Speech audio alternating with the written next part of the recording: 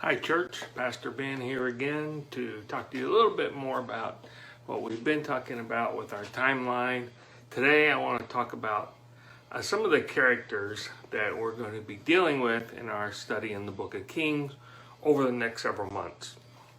So as we pointed out in our last video, in around 930 BC, the kingdom of Israel was split between Solomon's son, Rehoboam, and one of his generals, Jeroboam.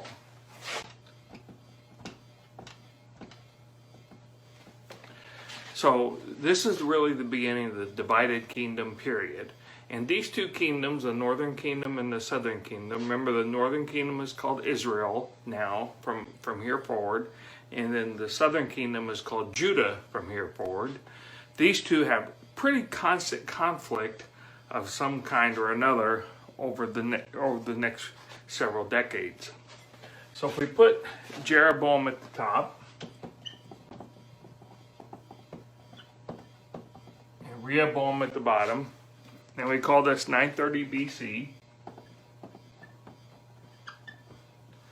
we have about 56 years of relative peace between the two. There's some conflict, but not a lot. Over that 56 years, though, within the northern kingdom, there is lots of conflict. So we have 6 kings that arise.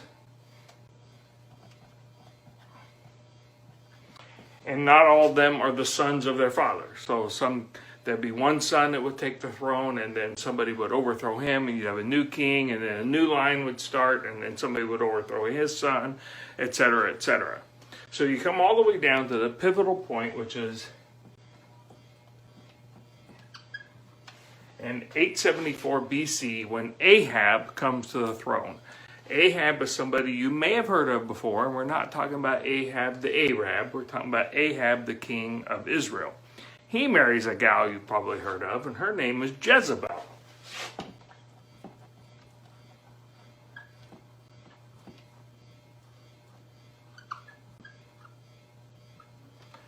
Jezebel is not an Israelite. She is actually a Sidonian from up north of Israel. And she's a Baal worshiper, big time Baal worshiper.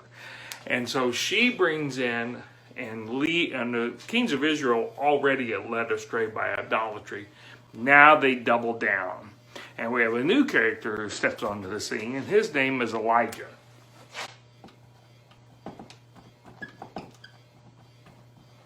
And so the stage is set for the conflict between the prophet of God and the king and queen of Israel. And it is a knockdown, drag out. These people just fight and try to kill each other, and they get back together, and Ahab calls on Elijah for assistance against the Syrians, and then turns around and tries to kill him. And there's just all kinds of craziness that goes on during this whole time period. Well, when Ahab finally dies in 853 BC,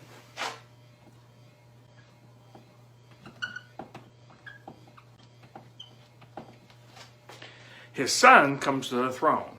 He has 2 sons, one named Ahaziah and one named Joram.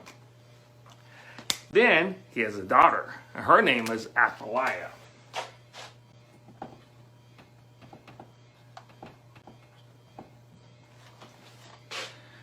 Meanwhile, in the southern kingdom, they've had 3 kings over the same time period, and most of them were pretty good. They pretty much followed God and did what God wanted them to do. Then they get down to Jehoram.